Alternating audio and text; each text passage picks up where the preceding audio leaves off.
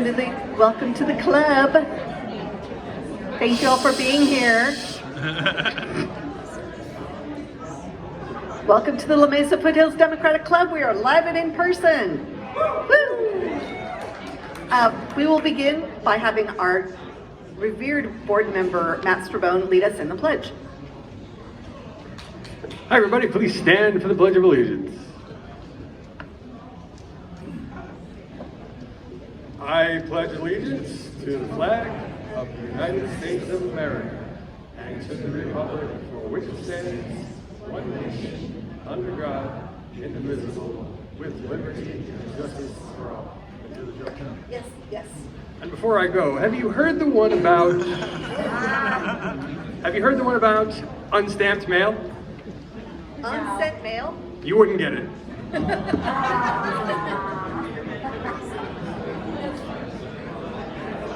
And next we're going to hear from our club mom. Linda Armacost is going to talk to us about Flag Day. Where is Linda? She's gone. We are working right now on getting the AC going, AC off.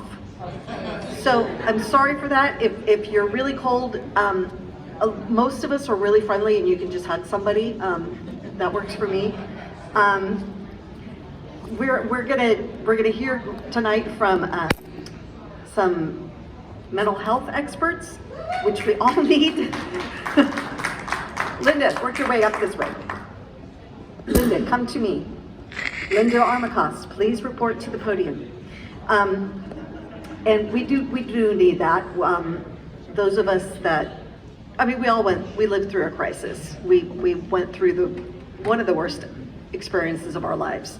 We lost family members, we lost friends, and we lost ourselves a little bit too. And we had to spend all day, every day with our families. So the help that they can clue us into is definitely something we need. And then after that, we're going to hear from our candidates that are running in the primary, which is coming up in how many days? Somebody count it out. 30 something. Linda, you're next. Okay. Linda's going to talk to us about Flag Day. Flag Day is coming up. It will be just after our next live meeting. Hey, good evening. Thank you. Yes, Flag Day. It's been a long time. Tina called and said, could you talk about it and have a sign-up sheet? I said, absolutely. So I went, looked for the sign-up sheet, and it was from 2019. That was the last Flag Day parade. Okay, is that better? I got hearing aids, so my voice has become softer. So anyway, as I was saying, this is the first Flag Day parade since 2019. As you know, it never is on Flag Day. I don't know why.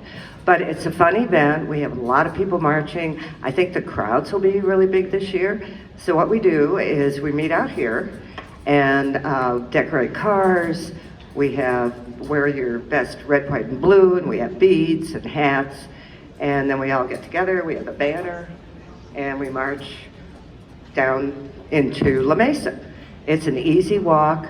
We get a lot of cheers, and it's fun. It's fun. I would encourage you all to take part. It is, in fact,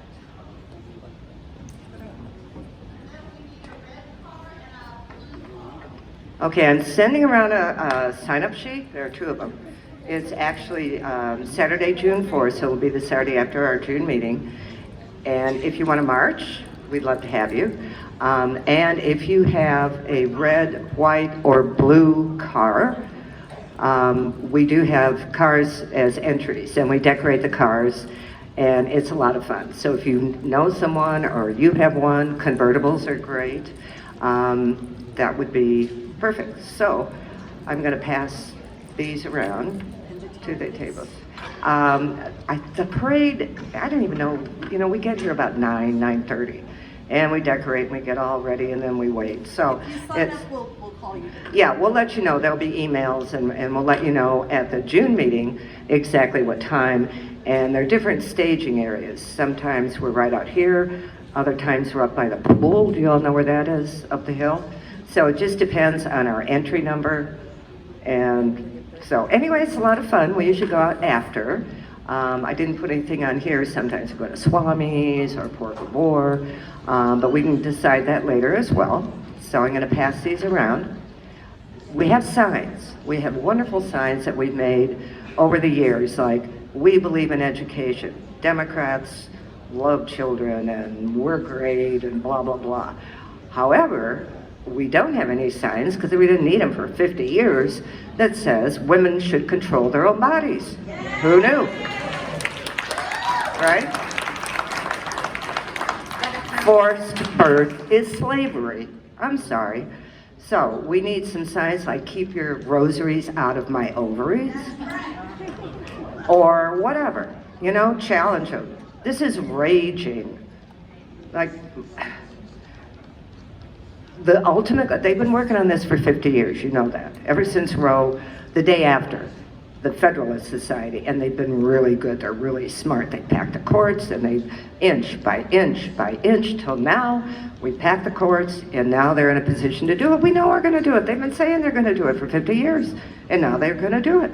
It will redound to the states. There are 16 states that have trigger laws, which mean the day that sucker goes down, boom, abortion is illegal in those states. Incest, rape, doesn't matter. Health of the woman, doesn't matter. They're walking wombs, okay? And we talk about the elephant in the womb. And these are people who are like, well, you don't want the government to, well, then get out of my body, right? There are 25 other states that have effectively limited it. The ultimate goal, and that's why this midterm and this election, every election has been pivotal. Why do we live in interesting times? Why do we live in the Chinese curse? May you live in interesting times. But we do. Because if they win the House, they win the Senate, the Orange Monster or someone like him gets elected in 24, there will be a national ban. Abortion, contraception will be illegal in every state in the country. Don't even pretend that that won't happen. And even though Alito, in the leaked opinion, lying son of a bitch, said, don't worry about the precedent, don't worry about it. We're not going for anything else. Bullshit. What's next? They've already said gay marriage. Loving v. Virginia. You can't have interracial marriages, you can't have gay marriages, you can't have in vitro. They even want to go after Brown v. Board of Education. I am not making that up. So once you take a right away, it's damn hard to get it back. And we need to get this back. Why in the world said Shulman, it's my body. You have no right to it. I'm sorry, but anyway, we need signs. All right. We need signs for the Flag Day Parade, and we need to get mad, right? All right.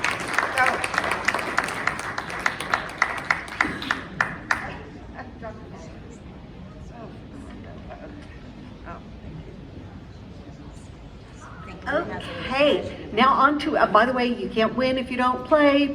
Buy your raffle tickets from the very, very handsome Sean back there and the very, very attractive Meryl. They're waving their hands at you. We're ready for our program. And to introduce the rest of the panel is Lisa Garcia, long time Dem, yes? And the project manager of Recovery International, and she will explain to you what that is, and that has to do with why you have lifesavers on your team. Okay, we're waiting for Leslie. Where's Leslie? Leslie's right there. Leslie, come on up here. Where's Leslie?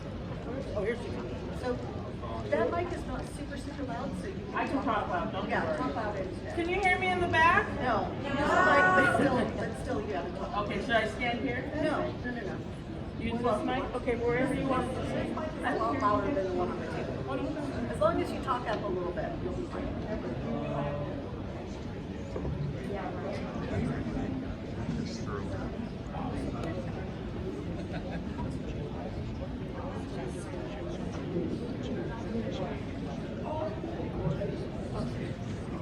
But I'll find my way. We love you, Lisa. Okay. Yes, we do. Thank you. So, my name is Lisa Garcia, and I speak all the time all over San Diego. about what good mental health looks like after you've had an illness. I happen to run the recovery nonprofit organization called Recovery International. I've had the privilege tonight, as I've met some people, that their mother is still a leader. Where is he? Where is he? Oh, here, Peter, right? His mother is still a leader in Rochester, New York. I met somebody that her mother went to meetings in Michigan. And when she came here, she found the meeting in La Jolla, when we had a meeting in La Jolla. And Nancy, who's been in recovery for many years, told me who the leader was because her mother had passed away over 30 years ago. Can you hear me okay? Yes? No, you can't hear me. Now you can hear me. Yeah, there we go. So anyway, I'm going to introduce everybody, and then I'll tell you about recovery. How's that? Okay. So this is Kenya Taylor, and she's going to talk to you first, and then Dr. Mark Marvin, and he'll tell you about the PERT team, and then Leslie? Fathom. Fathom. I always say fathom. Fathom. Tomato, tomato. Okay, here we go. Okay, here you go. Good evening. Good evening. My name is Kenya Taylor. I've met a number of you years ago. I am a member of this club as well. I'm a licensed marriage and family therapist, but in addition to that, I'm a lifelong Democrat. Yeah. Thank you. And so many of you are as well, and hopefully we have people that we're recruiting to turn their registration into Democrats. I'm so honored to be here today, and I thank Tina and I thank Chris. Please give Chris a round of applause as our new East area chair. He is focusing specifically on down ballot races. It's so important. As Linda just mentioned, our rights are at stake. Our bodies are at stake. Individual discussions with our doctors are at stake. As a licensed marriage and family therapist, all this week and last week, patients, clients of mine are saying, I'm scared, I'm angry, we have to make change. As it was mentioned, if one thing passes to take our rights away, there will be a domino effect. This election is serious. It's important for everybody to know that June 7th, their elections matter. If any of you paid attention to the 80th Assembly race, I believe it was only 16.4% of people who voted. That is low. That could change the dynamics of everything. I encourage everyone to talk about mental health. We are in a pandemic. We are in a crisis that people don't always talk about. In addition to me being a licensed marriage and family therapist, I have a background in primary care behavioral health. I work with health issues. I've created pain management programs. I've worked with great women like Lisa or Diane Langworthy, who's a member as well, that most of you don't even know that I know.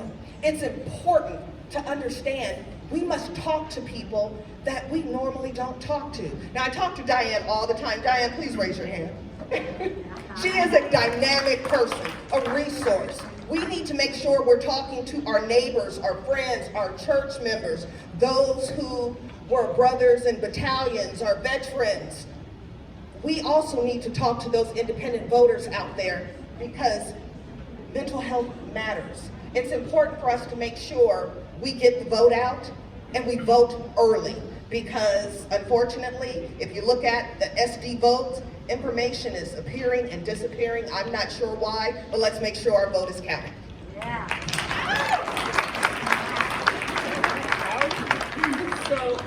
So okay, that was like she's running for Congress or something. All right. Okay, like you better get to go vote because you'll be in trouble and get grounded if you don't vote, right? Good job. And so Mark is from the PERT team, and I'll let him introduce himself and what he does, but I speak every quarter at the PERT Academy, and PERT stands for Psychiatric Emergency Response Team, and Mark teaches policemen and firemen and first responders, people that answer the phone, and how to handle a situation with somebody that has mental health challenges. Okay, Mark. Here you go. Thank you, Lisa.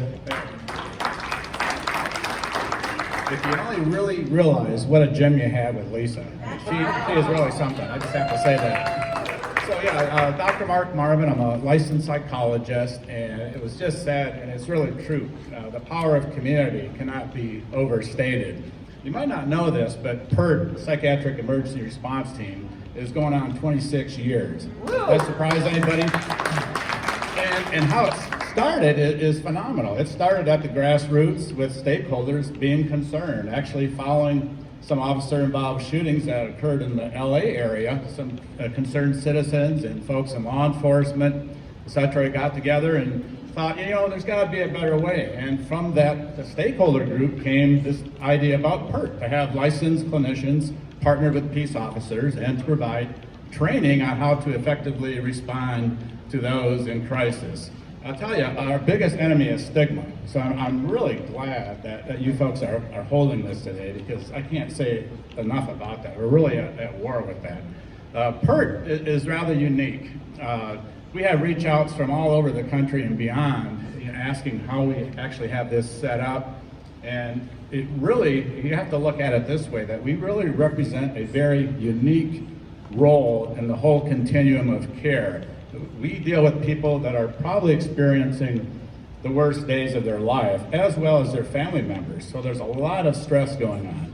We are currently funded for 72 teams. We have 70 teams that are partnered with our 11 municipal law enforcement agencies, and we also have 2 clinicians partnered with EMS. So how this works: when a 911 call comes in for service, the PERT team, which consists of the officer or deputy and our PERT clinician, who by the way is a licensed clinician who has extensive experience working with people and their family members who are really struggling with those ravages and challenges of serious mental illness.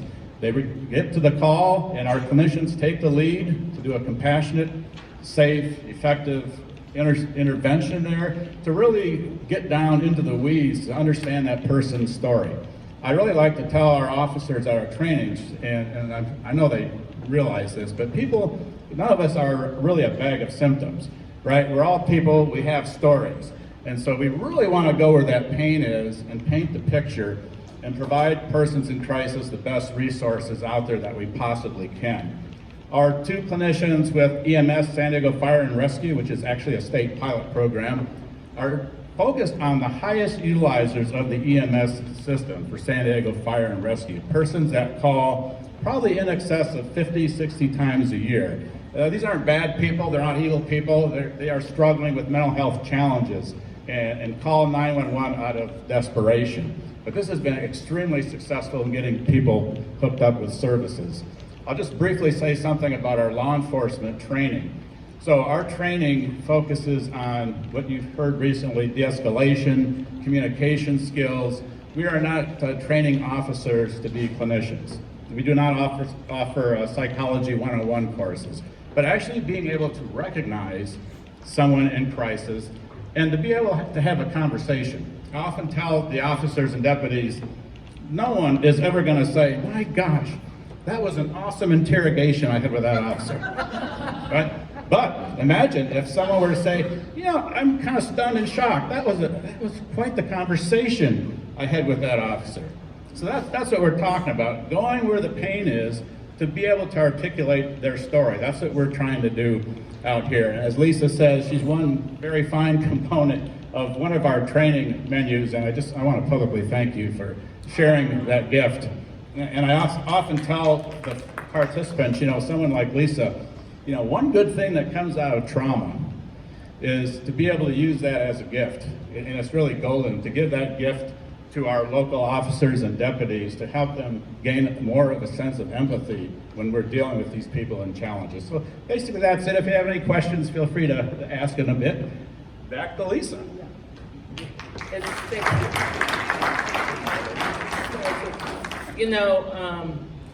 When I speak at the PERT Academy, which will be tomorrow, they never think that, they think this is how I always look, but it wasn't, believe me. And a little background is I couldn't get off the couch. I didn't send my son to school. Thank God he's a doctor now. Something went right. I got good help from the County of San Diego.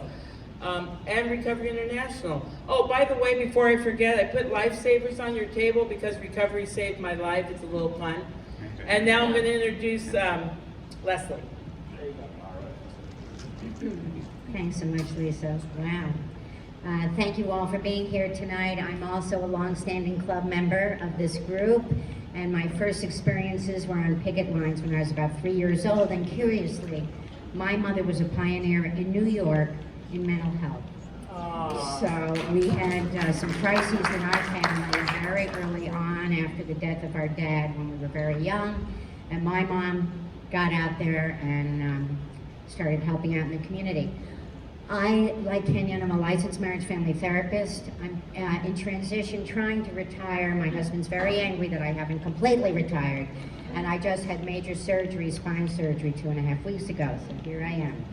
So, as I want to talk about something that I think is very important for us, and referring to Mark's work in terms of building resilience in all of us, because through trauma, through crises, we all develop some very important survival, but more than that, resilience. As Tina said in the beginning, we have all collectively, most of us have collectively experienced a crisis, and also many of us have experienced losses of different types.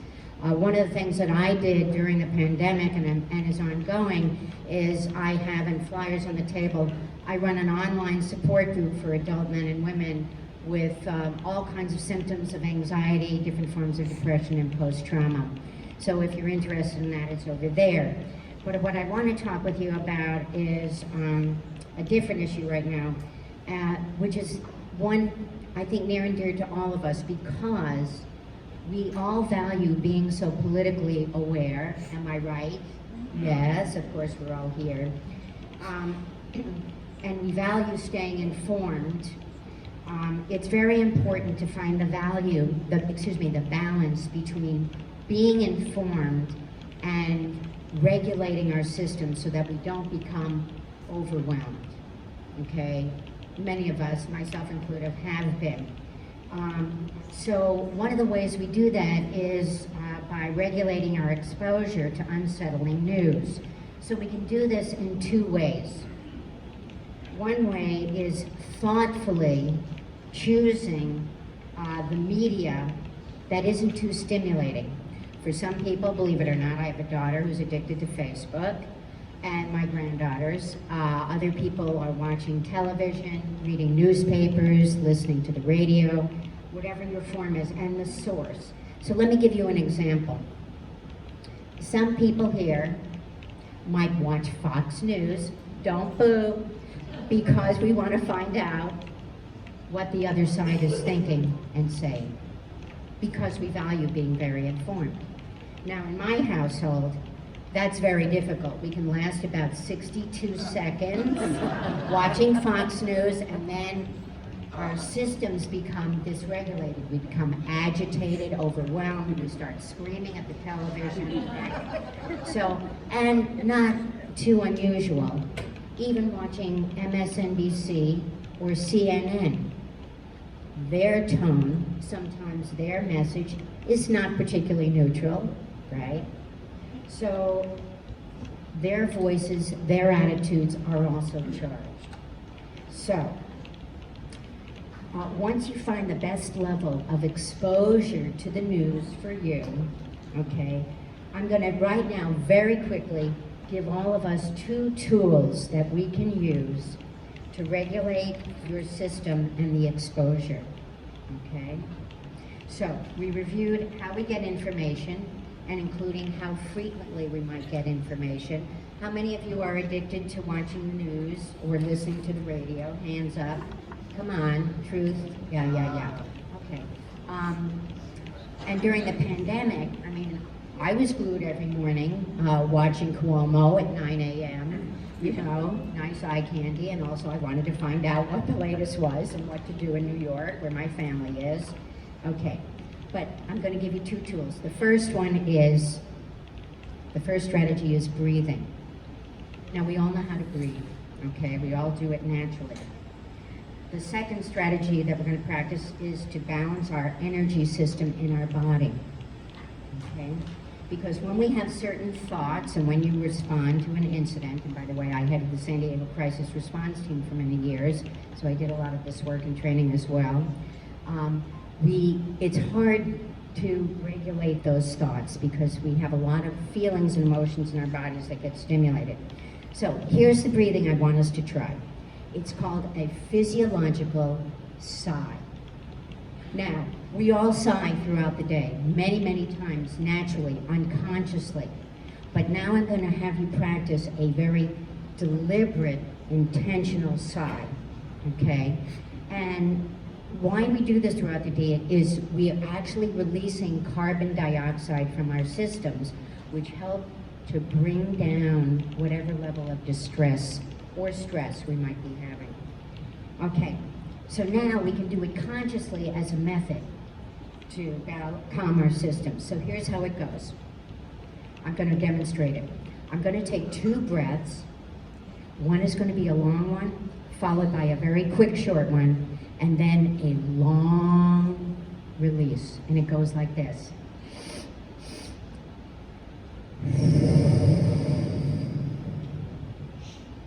Let me do it again and let's try it together. 2, the first one is longer, second one is short and quick, and then a long release. It goes like this.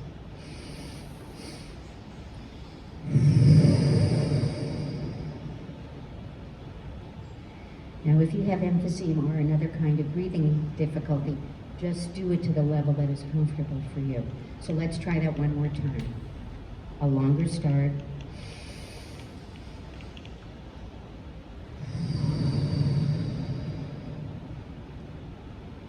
And then just notice in your system how you feel right now. Okay. The second strategy, before I sit down, is balancing our energy system, okay? And we're going to do that by communicating with the bottom of our brain, which is called bottom of brain. And that's right in the back of the head. And that part of our brain has no words. Okay? So we're going to, there's a technique called tapping. Some of you may have heard of it. And by tapping on different points in our body, we can reduce the emotional overwhelm that we experience, even watching or listening to news, and then restore the natural flow of energy in our body, creating a calmer sense and giving us a little bit more autonomy over our systems. Okay? And Mark and I know all kinds of other techniques that we do when we arrive in a crisis. So, this technique helps us to detach from the emotional distress from our thoughts. Okay. Our thoughts create feelings that are registered. Oh, thank heavens. The AC just went off. As we all know up here, that our whole body, our whole system, our thoughts, our feelings, are all connected. So by doing this following technique that I'm going to teach you, we can also lower the sense of distress and our emotional overwhelm, okay? So it goes like this. I'd like you each to think about a distressing situation. And we're going to scale it on a scale of 0 to 10. We call it a SUD scale, subjective units of distress. I don't want you to be at a 10. Pick something that might be, somewhere up to about a 5, okay? It could even be something that, listening to Linda's passion tonight about the abortion issue. That raised my distress level as watching the news. So pick something, and I want you to get a little picture of it in your head, like a snapshot. Think about something distressing.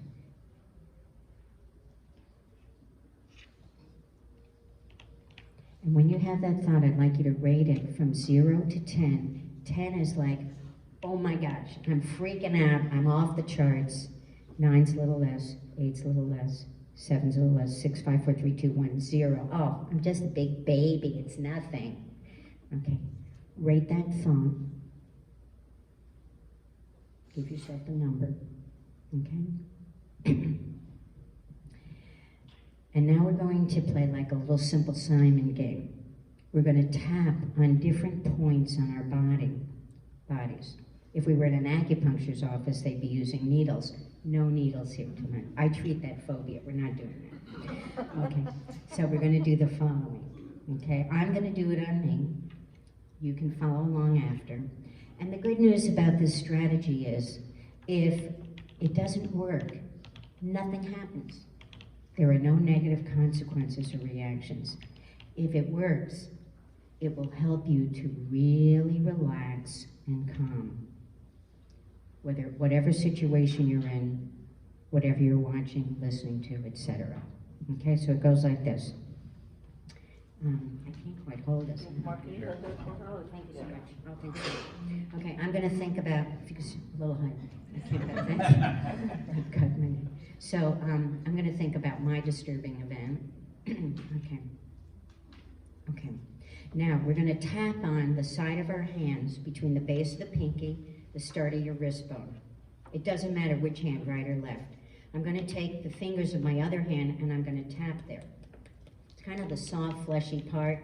When I work with kids, I say it's the karate chop. Okay, so just tap on the side of your hand. And say quietly to yourself, repeat after me. Even though I'm feeling this distress, or... Can we say it with you? Well, no, you could say it to yourself. Oh, okay. Okay. I didn't know if we were... Oh, or you could say it out loud if you want to. Even though I'm having this disturbing thought or distress, I deeply and completely honor and accept myself and give myself permission to be more comfortable. I'm still tapping. I'm going to say it again. Even though I'm experiencing this discomfort, whether it's physical, emotional, mental, whatever, or this distressing thought, I deeply and completely honor and accept myself and give myself permission to be more comfortable or to release it. Okay, and then stop. And now take a little breath. And now we're going to tap on some other parts of our body, okay? Thanks. Oh, thank you, Mark. Okay, so I'm going to start by just tapping. This is right on the top of my head. I'm going to make a little circle. Be very gentle. Don't make any hole in your head or your face. Little tap. Okay, now we're going to tap right between the eyebrows. This is actually the point for trauma. Do you know this one? Yeah. Okay. Now we're going to tap on the outside of one of the eyes. Doesn't matter, right or left. Now we're going to tap under one of your eyes. This is the point for anxiety and stress, lowering anxiety and stress. Now I'd like you to tap a little bit under your nose. Tap a little bit under your bottom lip. And now coming down your throat, there's the start of the two little bones, the collarbone points, about an inch below that on your chest. This is based on 6,000 years of Chinese medicine. Our medicine is only 100 years old. Now we're going to tap on the brow line. Even if you're not wearing a bra, gentlemen, tap on the side, about 4 inches below your armpit. If they are, they can do that. Oh, well, that's true. If you are, that's fine. Thank you, Lisa. Yeah. Okay, and then tap on your side hand again. Okay, stop. Take a little breath.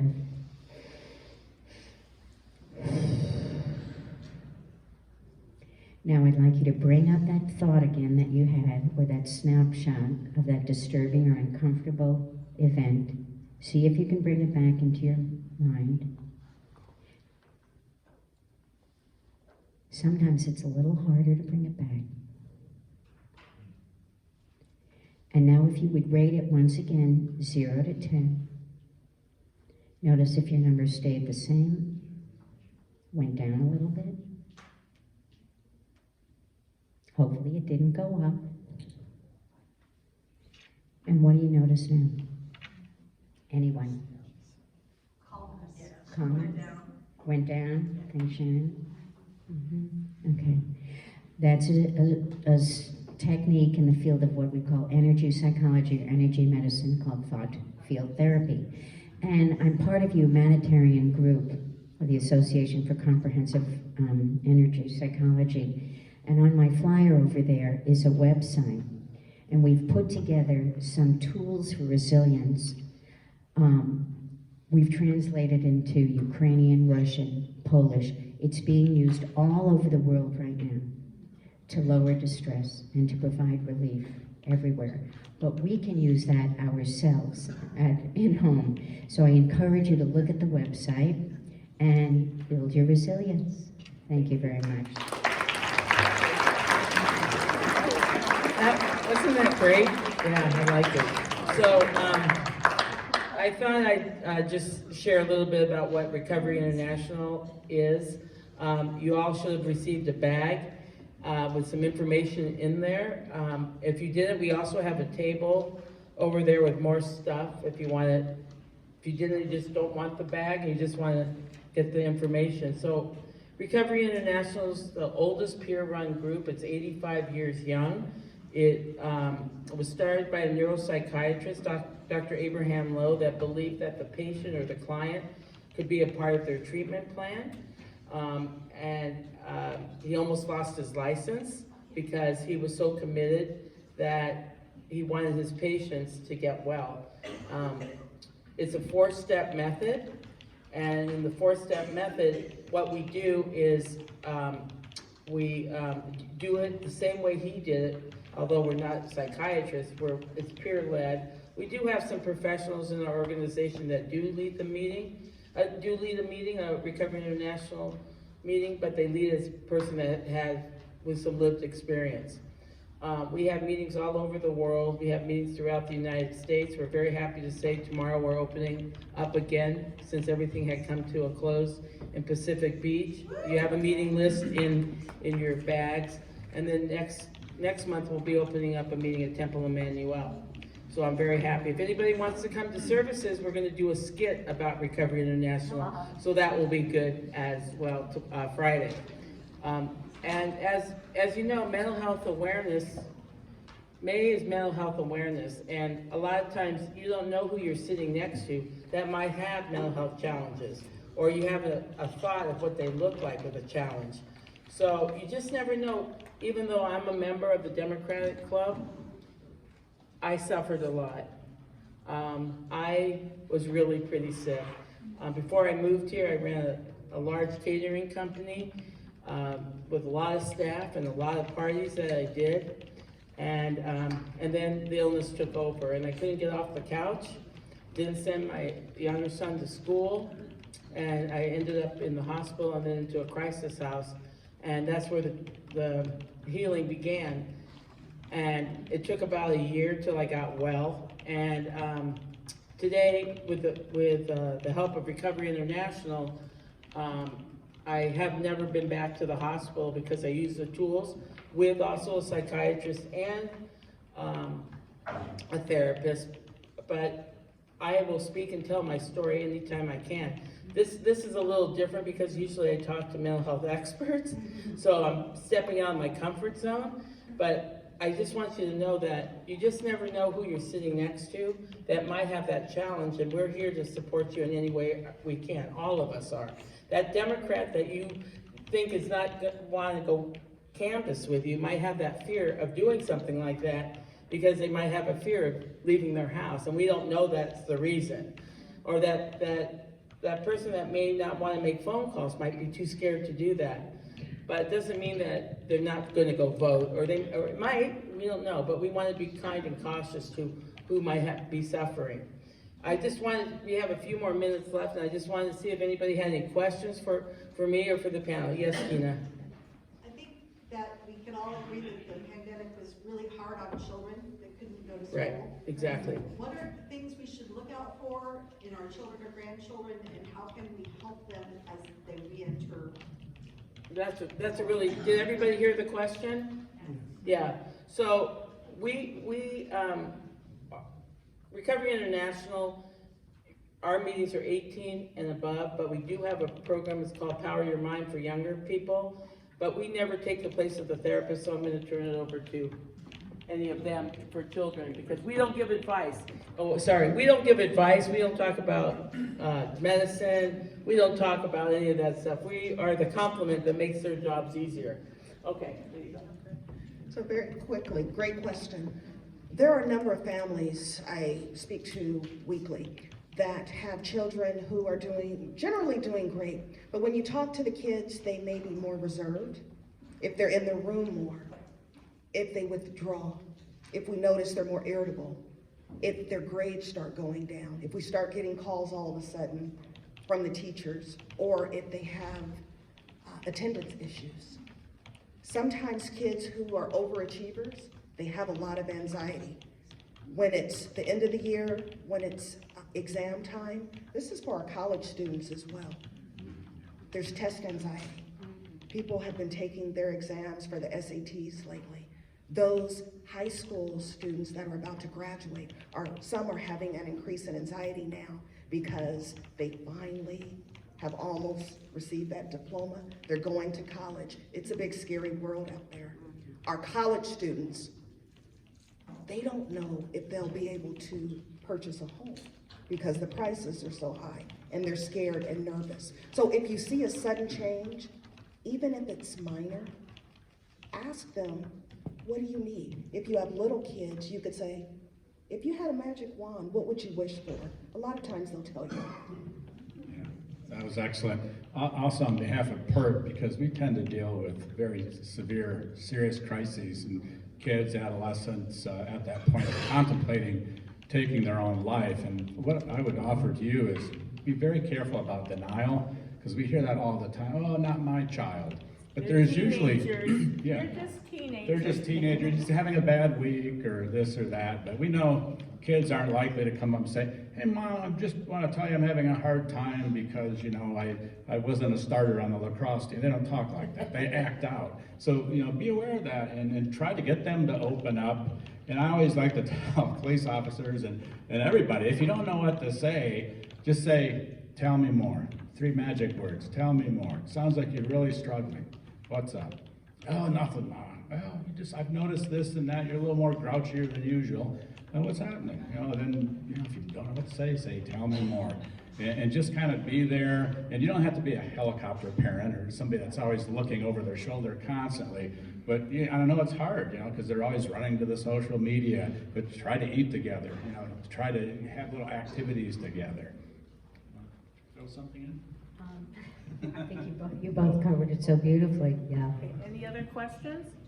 Yes, please. This may be a dumb question. There's no, we wait, love hang dumb on. questions. There's no dumb questions here. Okay. But all questions are good because you're brave enough to ask it. That person in the back is saying, I hope somebody asks that. I hope somebody. So there's no dumb Okay, questions. so maybe other people are thinking this. Just recently, this past week, we lost Winona Judge. Some of us knew about her depression, but I guess that I never thought outside of suicide that someone could actually die from depression. So I didn't really understand that, given that I was assuming she was getting help or treatment or something. Right. And so what, is this a higher number? Because I was actually surprised that was the reason why they said she passed. But is this more common? And if so, is this just more of a severe case, or is it rare, or what's? So for me, I'll just share that, you know, people that are diagnosed bipolar, sometimes we go off our meds. I pinky promised with my younger son when he was 8 years old I would never go off my meds. Like, he was gonna come in the bathroom and say, did you take your meds, Mom, as a little kid? No.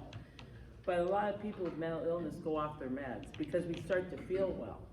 And when we feel well, we think we don't need the meds. The meds aren't for when we feel well. Our meds are when we start to not feel good, just to keep the balance.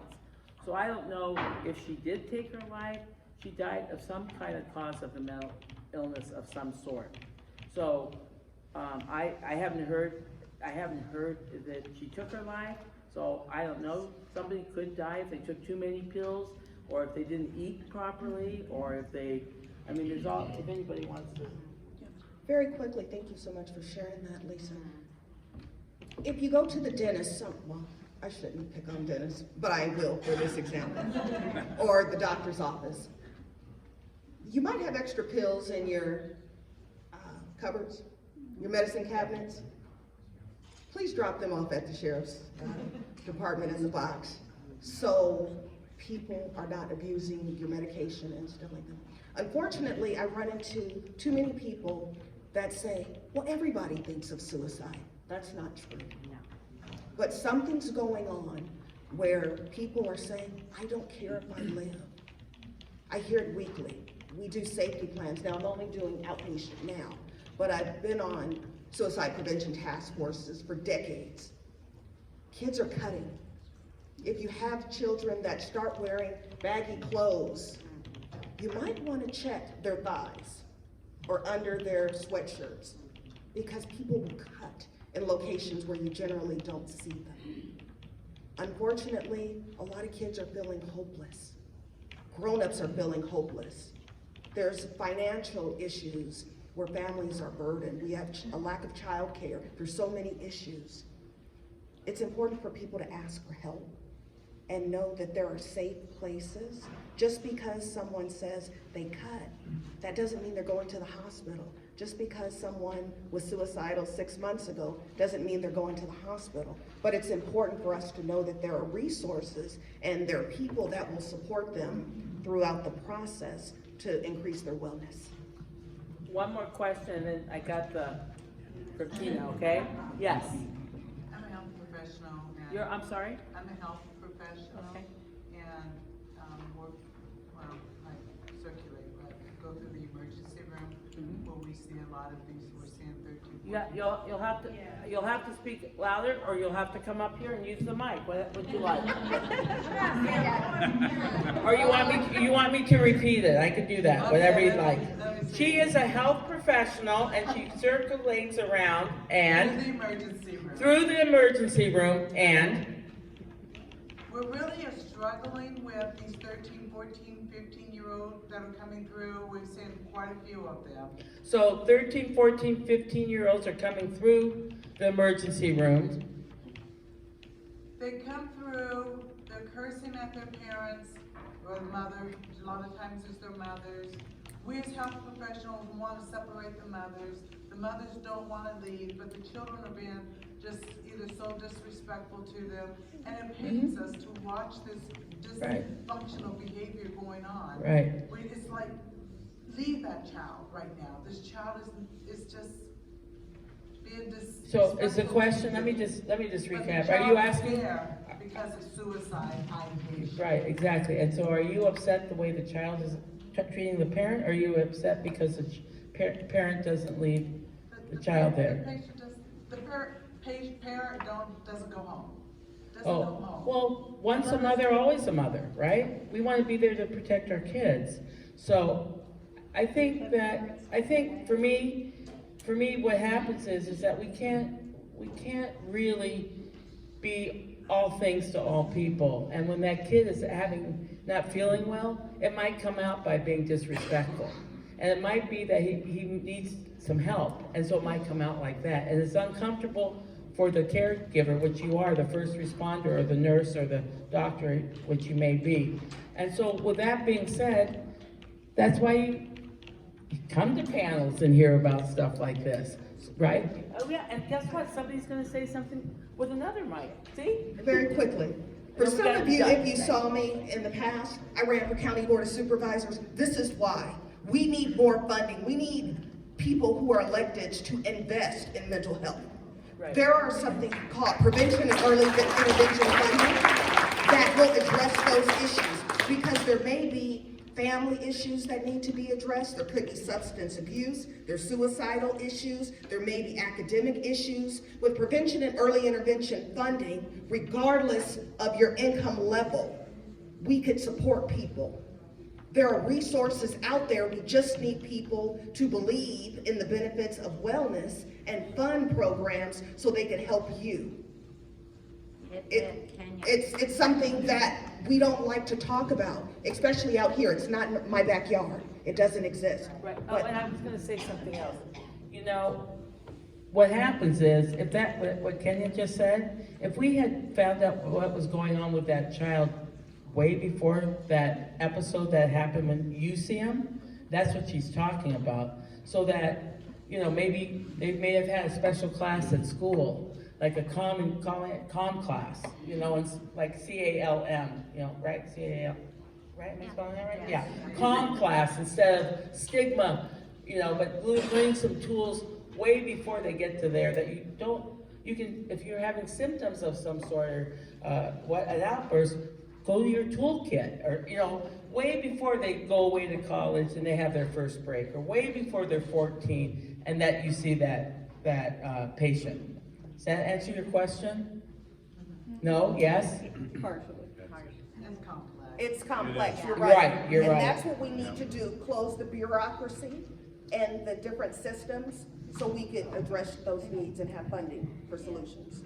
We do, I agree, we do need funding, definitely. We do need funding, so vote, right? Okay, here you go. She has her own mic, so I'll shut this off, yeah? Yeah. Okay, all right.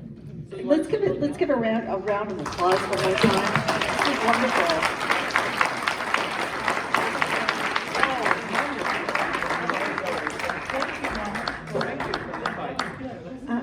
I'm a performer by hobby, so I've done a really good job of all my life of acting like I'm okay. And it's really in the last couple of years that I've had to understand that I don't have to perform all the time. So that's been really healing for me.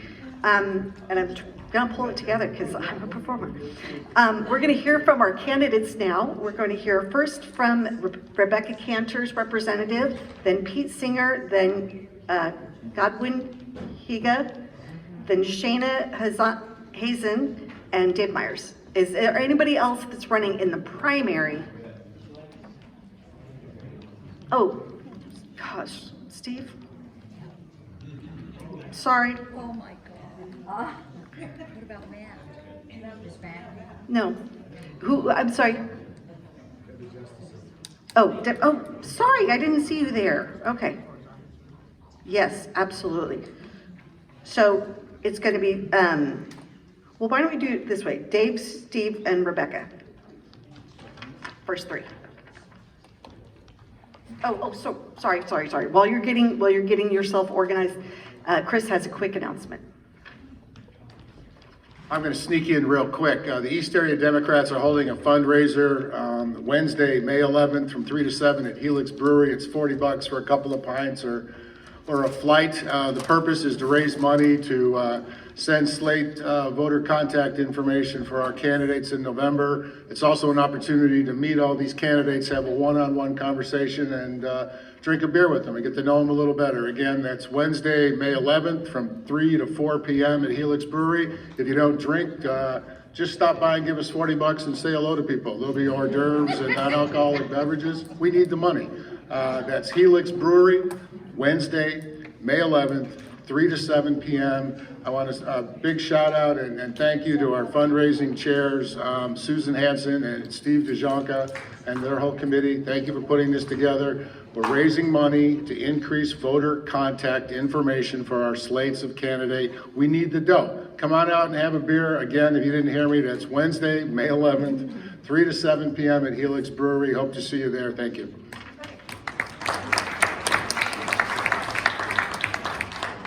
Hi everyone, my name is Lauren Payne. I am currently a junior at San Diego State and I'm actually here on Rebecca's behalf. I'm Rebecca Kanter. Rebecca Kanter is running for the 35th Superior Court position. She's been a federal prosecutor for 15 years seeking justice for crime victims as well as serving on the Civil Rights Coordinator and Ethics Advisor for the U.S. Attorney's Office. Rebecca is both a public servant and dedicated to community volunteering, and she seeks to make a difference countywide here in San Diego.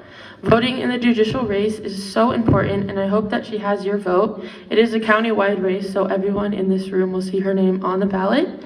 If you have any further questions, feel free to visit our table. Again, that's Rebecca Kanter. Thank you so much.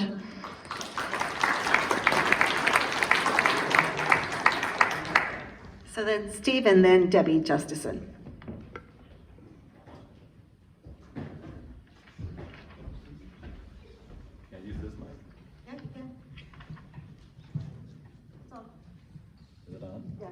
Hello, hello, testing. Well, hello everybody. Kind of hard to follow Recovery International because they were spectacular. That was really a great, a lot of healing. And some of those breathing exercises, I mean, when I was imagining what was like my terror moment, it was coming up here in front of you. Just kidding, just kidding. So again, I'm Stephen Houlahan, and I am the Democrat that's endorsed by the California Democrats running for Congress in California's 48th against Darrell Issa. I know. This guy he's the worst. He's the worst. He ran the Benghazi investigation against Hillary Clinton, and if he gets in again, he's going to start this new Benghazi type investigation on Hunter Biden's laptop. It's ridiculous. It's ridiculous. But again, enough about him. I'm Stephen Houlahan. I'm a registered nurse. So a lot of you in the room, you might be able to remember MASH. Put the two together. Houlahan, registered nurse, that's me. So trying to bring a little comedy, wake everyone up here as we get closer to the end of 8 o'clock. So I'm a registered nurse of 25 years. I work for Sharp Healthcare. I am a former city council member of the city of Santee, former vice mayor of the city of Santee in 2019. I work for Sharp Healthcare. I have a master's in healthcare systems administration and an MBA. I am an expert in Medicare. That's what we need in Congress. We need someone who is an expert in Medicare. And one of the first things I want to do when I get into Congress is I want to expand Medicare immediately. We need, thank you, absolutely, absolutely. And so we'd like to have Medicare for all, but it just seems that ever since '94, when we tried to do it under the Hillary Clinton initiative, it just hasn't happened. I want to expand Medicare to 55s and ups immediately, and I have a program, I call it MediKid. All children should have health care. Every child should have health care. Absolutely, absolutely. You might see I have a little button here. Ruth sent me. Someone said, well, Ruth who? Ruth Bader Ginsburg, thank you. That's who sent me, and we need to stack the Supreme Court because the people that are in there are off their rockers, and they're challenging our rights, and a woman's right to control her body, that is a sacred right, and it's absolutely should be enshrined in our Constitution. Absolutely, thank you. Thank you. So important, so important. There's so much more I'd like to talk about, but again, in 3 minutes, it's a challenge. I've been an environmental champion for over a decade. I am the president of a group called Save Mission Trails. We stopped Mission Trails Regional Park from being ruined by a power plant. It was a $500 million boondoggle. It's not there. They tried putting a gas pipeline down the 15 corridor. Again, it's not there. We have done a lot of great work. So again, I only got the 3 minutes to speak, but remember Houlahan, remember the 48th, and please get out there and vote and spread the word. Steve, can you describe which area is the 48th? Okay, yeah, just to let you know, because you may not even know what district you're actually in now. I think that the 48th is pretty much everything east of the 15 except La Mesa and except the west portion of El Cajon, because of course it's more heavily weighted to Democrats. And so through gerrymandering, what they did is they cut out the areas that had the most Democrats, including the west side of Escondido. And so it's going to be a real uphill battle trying to unseat Darrell Issa, because it's a plus 10 R district. But here's my secret power. I'm a coach. I have been living in the district my entire life, and I have deep, deep roots in this area. And so I'm going to not only swing 10,000 Republicans, I'm going to capture that no party preference vote and every Democrat. Right. So thank you very much. Great to speak to you.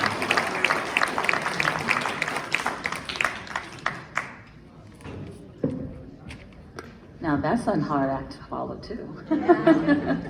Hi, I'm Debbie Jefferson. I'm the current board president for the Grossmont Cuyamaca Community College District, and I'm up for re-election, and I do have a candidate who is running against me.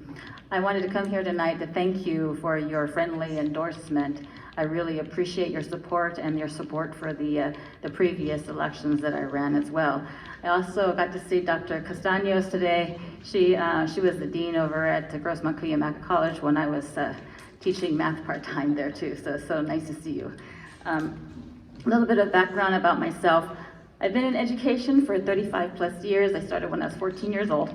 And I was a TA for a Montessori school. I have taught every grade level from kindergarten to 12th grade. I taught community college, math at community college for 10 years, part-time. I also teach part-time over at San Diego State University for the Department of Teacher Education. And I teach full-time at a virtual school for 6th to 12th graders. So to say that that I know about education, that's been my entire career. I believe in the community college system. I think it's our nation's golden secret. We offer classes for students to be able to transfer to four-year colleges. We offer classes to promote, to help people promote in their own careers. We even offer classes that, for self-employment, self-improvement, or even for pleasure. So in other words, we accommodate 100% of our population, and yet we are the least funded education system in the state of California. And so my continuing goals is to make sure that our district is financially sound, and we have had clean audits every year since I've been on the board. To promote programs that support student success, and also to promote programs that promote resources for our students, because as the pandemic hit, as you know, there's a lot of things that we found that exasperated a lot of the things that we know already exist. And so we need to help students so that they can actually finish their classes. And I also want to ensure that community colleges remain affordable, accessible, affordable and accessible for all, including our veterans. As a matter of fact, through Proposition V, for those of you who supported that, we have attached to our new science, math, and career tech complex at Grossmont College, a new veteran center that's going to be opening. It's going to be wonderful because our old veteran center used to be in a building, in an office, and now the veteran center is going to have its own doors into the building. So we are really excited about having that. During my tenure, not only do we have the Proposition V with the Veteran Center, we also have a new Performing Arts Center. I hope you come over to Grossmont College to come and see that. It's gorgeous, it's beautiful. The theater arts programs have plays there, and of course our music program does their performances there as well. We established the East County Education Alliance, where we partner with the Grossmont Union High School District and also Mountain Empire School District, which is wonderful for our high schoolers because we're trying to get more of them into higher education, because as we know that even with a 2-year college degree, they can double their income in a lifetime. That's a lot of money. So we're trying to help our students be successful in their adulthood. As has been said, our school boards, we need all of our Democratic nominees to be elected in November. We have a lot of work to do that. Our school boards are being attacked throughout our nation, including here in San Diego County. And so we need to really support our school board members that are on the list for, on the brochures and everything. And I also saw that my name is on the list for the brewery, the fundraiser for next week, so I will be there too. So if you have any questions, you can ask me. And I also wanted to say that Desiree Clark is running for Area 1, which is the Lakeside and Santee area. So if you have any friends there, please promote her as well. Thank you so much for your time.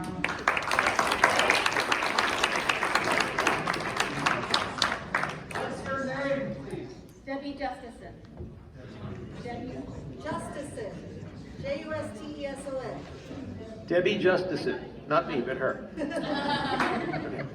So good evening, thanks for having me. My name is Peter Singer. I'm running for Superior Court Judge. I am not running against Rebecca Kanter. We are in separate races. I am the only candidate that's been endorsed by the County Democratic Party. I've also been endorsed by the San Diego and Imperial Counties Labor Council. I've also been endorsed by Tony Atkins, and I've also been endorsed by the president of the California Judges Association. I am presently a court commissioner. You're probably thinking, what is a court commissioner?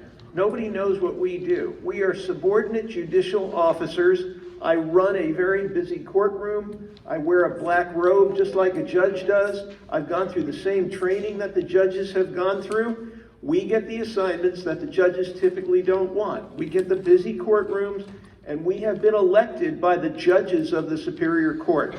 So when I applied for my job, there were 137 candidates wanting that job, and they elected me. And this was about 6.5 years ago. So I've been on the bench full-time for 6.5 years for the San Diego Superior Court. So why am I running for judge? One of the topic tonight was mental health, okay? We have something called collaborative courts in the Superior Court.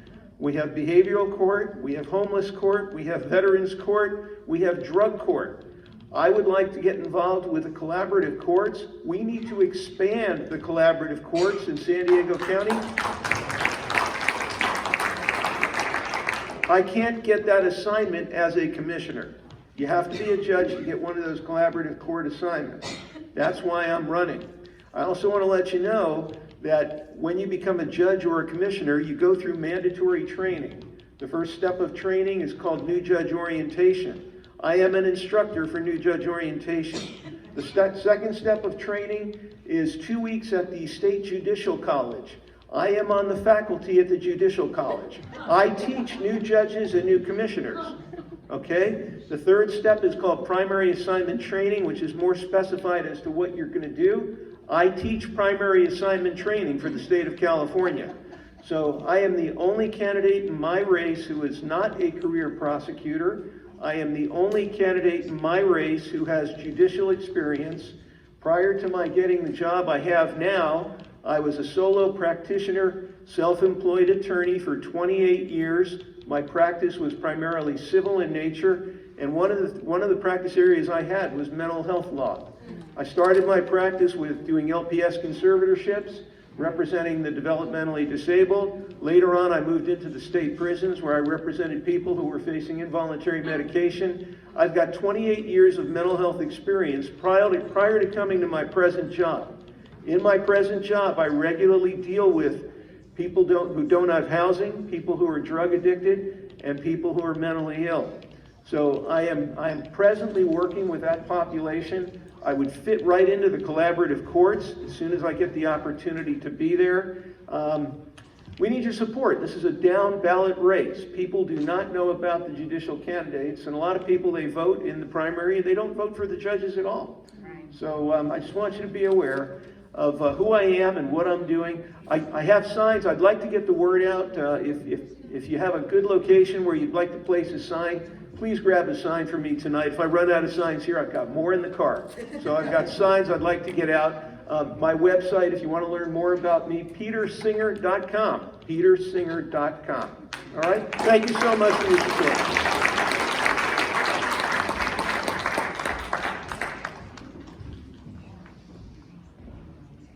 Good evening, everybody. The third highest suicide rate in the United States are ages 10 to 24. And what we heard from the panel today is a sense of hopelessness when they did a survey of those students that were attempting suicide. And this is a mental health crisis for our children. My name is Godwin Higa. I'm a candidate for District B, San Diego Unified School District. I'm a retired principal, 20 years, District Teacher of the Year. I'm currently a Human Relations Commissioner for San Diego, appointed by the Mayor, Adjunct Professor in Psychology at Alliant University, implementing trauma-informed and restorative with my students in psychology, something new. And I'll tell you a little bit more about that because a lot of people don't know what trauma-informed and restorative is. That was my struggle.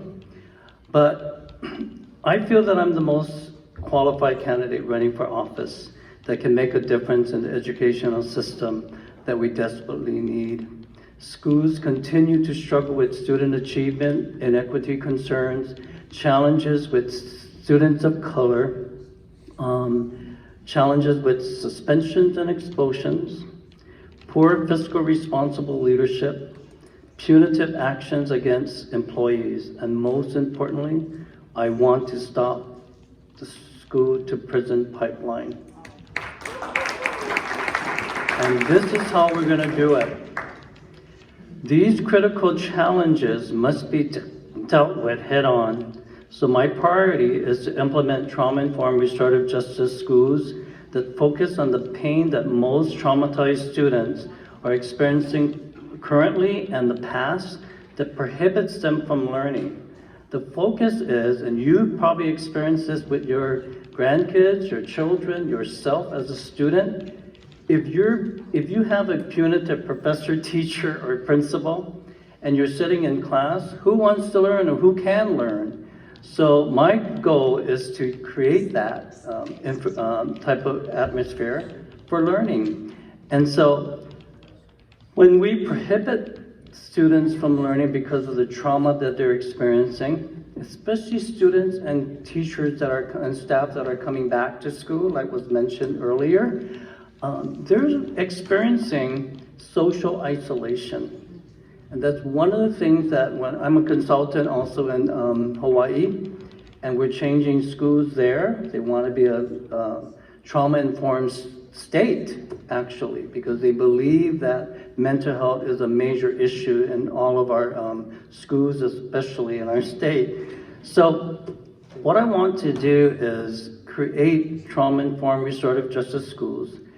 And this is what happens. My last school was Cherokee Point Elementary School in the Mid-City area. And the school had the highest domestic violence percent in the area, the highest crime rate. And we were able to create the first trauma-informed restorative justice school in San Diego with excellent results. 0 suspensions and expulsions, an average of 97 to 98% student attendance rate. That means 2% were absent. And when they were absent, I went to the homes and found out why they're not in school with my nurse. We were one of the highest teacher retention rates in the school district.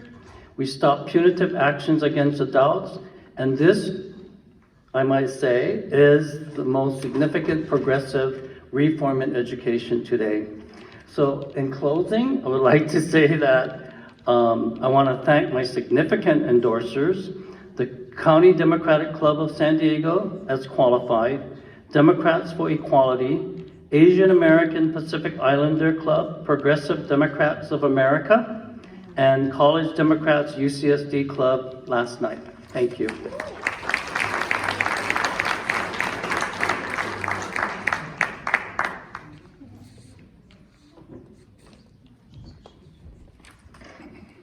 Hi, it's great to be here with all of you. I'm Shayna Hazen. I am also running for school board in San Diego Unified District B. And before I tell you about myself and my race, I did want to just circle back on the question that Tina asked about our kids and our kids who are experiencing mental health challenges at catastrophic rates right now. And one of the things I have learned, I am a commissioner on our state's, or vice chair of our state's Children and Families Commission, and had the opportunity to work very closely with California's first Surgeon General, Dr. Nadine Burke-Harris, who is an expert in adverse childhood experiences and providing trauma-informed care. And one of the things I learned from her and in my work on the commission, and this is a finding of the CDC, one of the best ways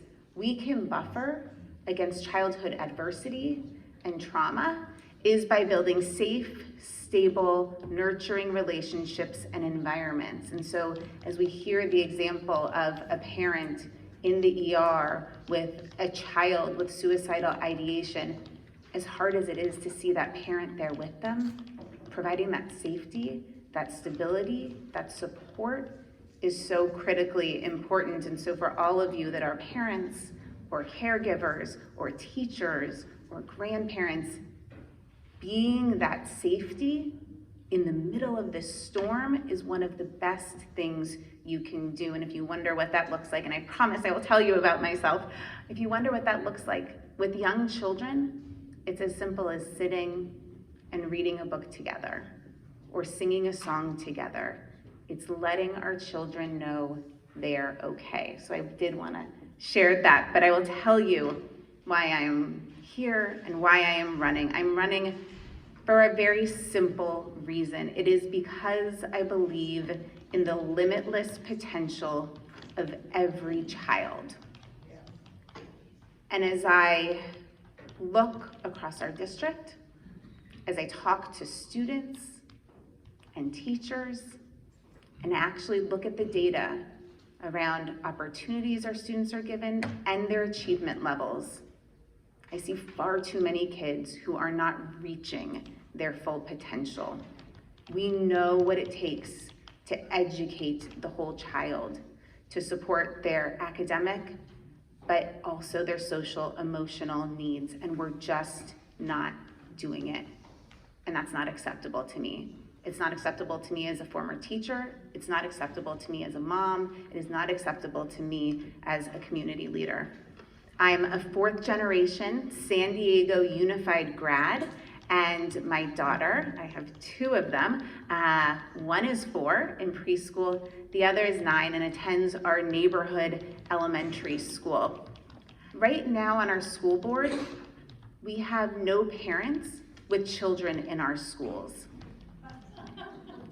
My thoughts, exactly. And as we think about the last 2 years, how challenging the last 2 years have been, not having the experiences, the lived experiences of kids and families represented by one of our 5 board members is something that I think is missing. And I am deeply committed to amplifying and elevating the voices and experiences of parents and families. I heard many of you say you are addicted to the news and big consumers of the news. You've probably seen the news around Patrick Henry High School and the elimination of advanced classes lately.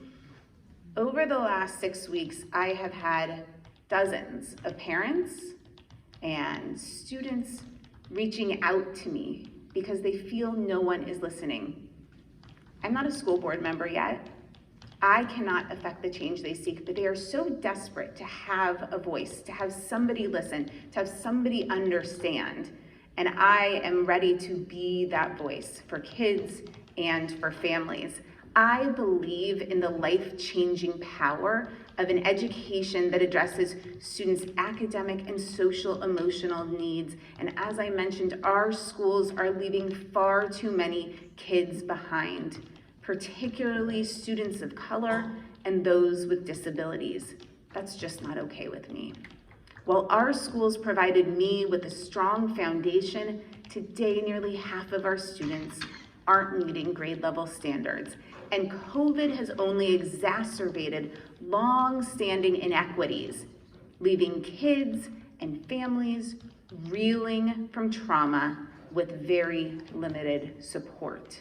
As you heard from Godwin, we know how to address the needs of kids that are struggling.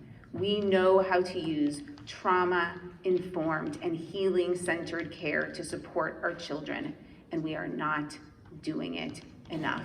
We need to do it in every single school.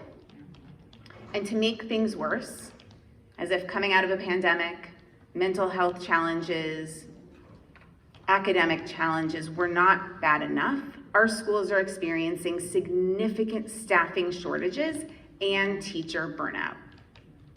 But despite these challenges, I'm optimistic about what we can achieve with clear goals and thoughtful plans centered around kids and families. One of the things that is critically important is that we leverage state funding. The governor has provided $3 billion to support community schools.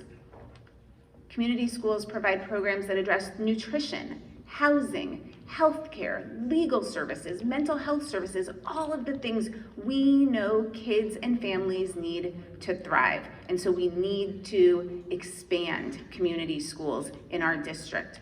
We also know on the academic side of things, we have far too many third graders who aren't skilled readers, who are struggling readers, and go on to continue to be struggling readers all their lives. We know what is required to teach reading. All the research tells us reading, based on systematic phonics, is the way all of our brains learn to read. But our district is not using that research to inform what we're doing in the classroom.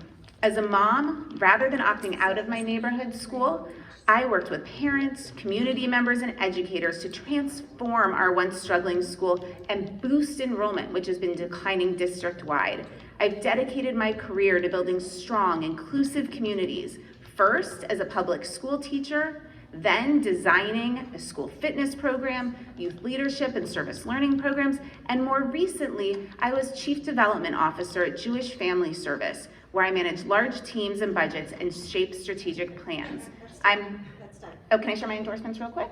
Yeah, real quick. All right, I am endorsed by the San Diego Education Association, Labor Council, San Diego Labor Democratic Club, Congresswoman Jacobs, Supervisor Fletcher, Pro Tem Atkins, Council President Elo Rivera, and Council Members Campillo and Campbell. I am qualified by our County Democratic Party and endorsed by 6 Democratic clubs. Thank you so much for having me tonight, and I really hope I can count on your support.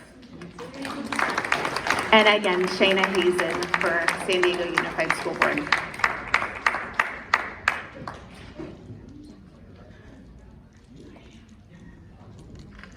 The only person running for a more dangerous job than school board is our own Dave Myers, who's running for sheriff.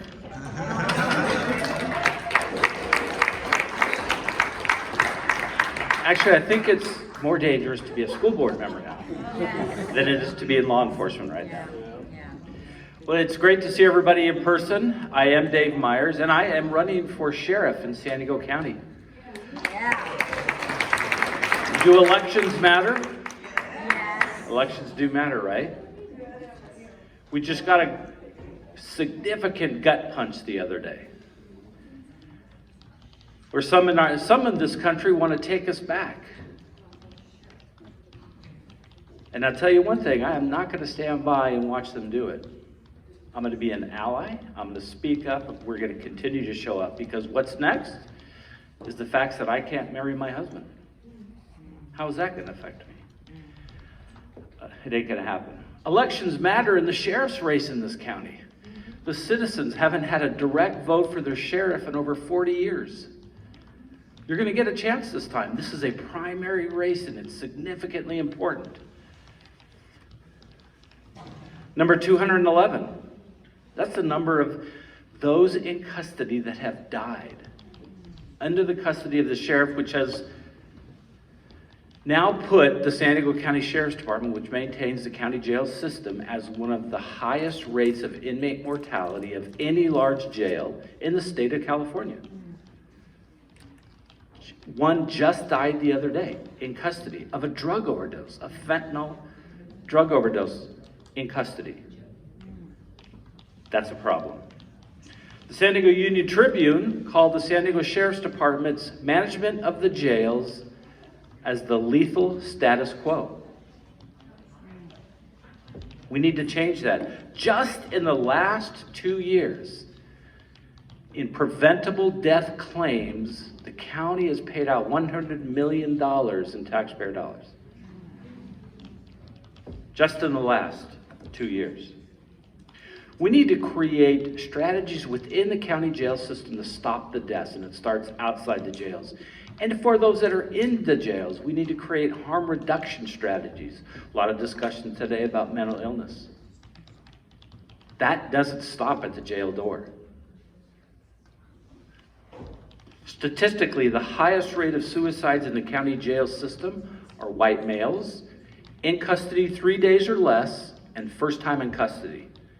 Now, I've been in law enforcement 35 years. That's a clue that we need to pay attention to stop the deaths in custody. 4 separate studies have addressed the sheriff's law enforcement side. Each and every one of them addressed racial disparities. They said that there are 4 times higher rate of African Americans stopped than whites, force used on them, searched with fewer items of contraband found. We're arresting the wrong people. If you're looking for drugs, stop the white people. And what we've seen from the Sheriff's Department is 2 years of denial. They attack the auditors. They attack the data. Well, guess what? It's your data, Sheriff's Department. Do something about it. Elections matter in this county. Dr. Yan Lee, everybody know Dr. Yan Lee? Have you heard of her? She was recently shot dead in the threshold of her own home. She was clearly in mental distress. Officer was stabbed, and Dr. Yan Lee was shot to death because we did not practice de-escalation. Law enforcement was not properly trained to identify mental illness, and they rushed in. De-escalation is more than a 2-hour video. It's more than a 2-hour video. It's ongoing, it's constant. Let's train as many hours in de-escalation as we do at the firing range. Let's start there.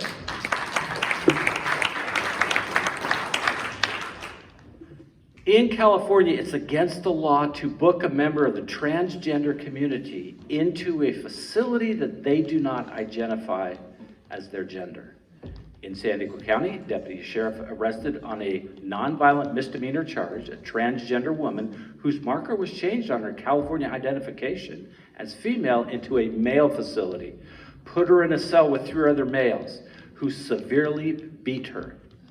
It took the department 12 hours to release her, where she sought medical attention to reattach her jaw.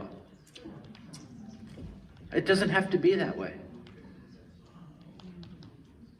Elections matter. Elections matter. The sheriff runs a regional crime lab, and they still have not tested all sexual assault kits. To me, that's the priority. We must test all sexual assault kits. We recently heard about the sheriff has the power to evict during COVID, eviction moratoriums. The sheriff ordered the eviction of a person directly across the street from his house. And the current undersheriff, who's friends with somebody, ordered the eviction of an African-American woman, sexual assault, domestic violence survivor with a child, out of an apartment because her neighbor owned the apartment and wanted the person out. Time after time after time, we've seen the corruption within the San Diego County Sheriff's Department, and it's gone on too long. The status quo has got to go. See, Matt Strabone doesn't have the best jokes. Over here at our table is some signs. We are gaining a lot of support across this county. I can tell you I'm the only Democrat in this race that's supported overwhelmingly by the County Democratic Party. And I know, as a Democrat, who I voted for president in 2020. There's only one Democrat in this race. There has not been a Democrat sheriff in this county, and I went back 60 years. I went back and looked. We can change the status quo. We could stop the jail deaths. I want to put my 35 years of law enforcement, my community involvement to work to accomplish that, and we can do it with your help. We're getting a lot of support again across this county. Melissa Etheridge, singer-songwriter, is actually going to be here in person supporting us, doing an event. We have flyers over on the table if you'd like to come. We need your help. My name is Dave Myers, and I'm running for sheriff. Thank you.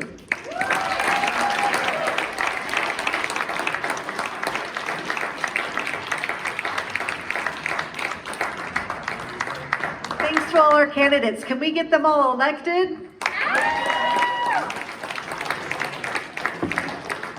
Seriously, if you don't have enough Go Team flyers, please see me. And I was, there was somebody that told me they needed more for Houlahan, and I can't remember your name. Please, shout it out. Karen Waldrop. Okay. Okay, and now we're at the moment you've been waiting for, the 50-50 drawing. Our own Matt Strabone is going to do it for us. All right, first of all, Dave, oh wait, I miss you. Lisa usually wins. She has to get her tape. You're right. Okay. Dave Well, Myers has Susie wins too. besmirched my joke-telling abilities. He and I are going to have to do an open mic at some point to settle this. All right, so Tina, what is the first thing we're giving away this evening? It is a. There's two separate gifts. It's a T-shirt and a mug. No, one or the other, and then you can have two. Oh, okay. It is a T-shirt for Recovery International. Wonderful. That is very exciting. This will be our first drawing of the night. You know what, Tina? That's a tool, one of our tools that we use if you turn it around.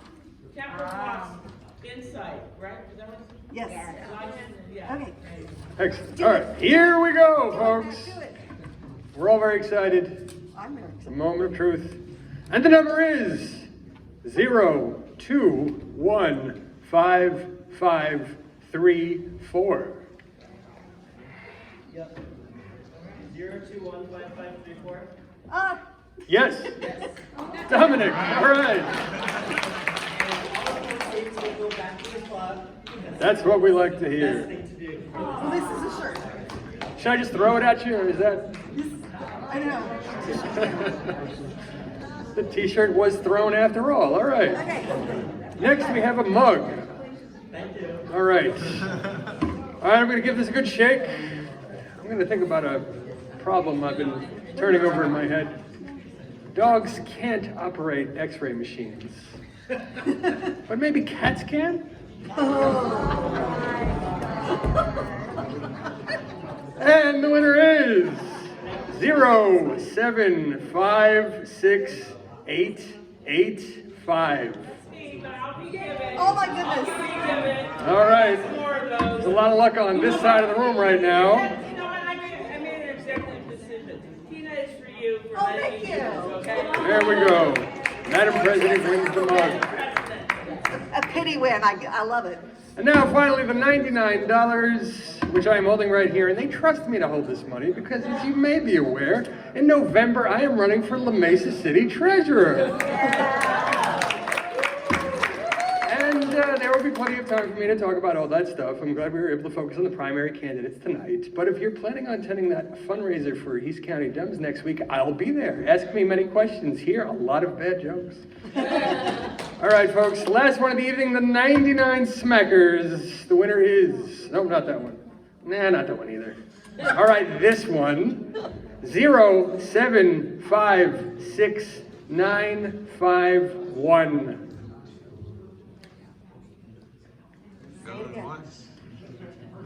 We'll do it again, 0756951. Anybody? Well, you snooze, you lose, folks.